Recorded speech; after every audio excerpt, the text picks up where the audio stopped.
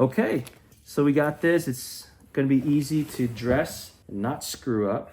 So now we're gonna reapply the chlorhexidine, and we're reapplying so that the residue of the chlorhexidine will sit on the skin and continue to have an antimicrobial effect for a few more days after the insertion. Now imagine during the dressing changes, look at how easy this scrub is going to be.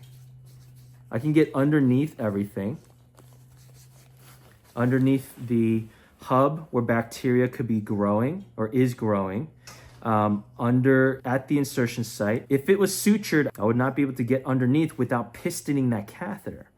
So now I can reapply the chlorhexidine around that insertion site very comfortably, very quickly, without worrying about accidentally dislodging the catheter. Look how quick and easy this is. Okay, so now I'm going to show you guys about the silver disc. This is where a lot of people get things confused. This is Silveron. It is a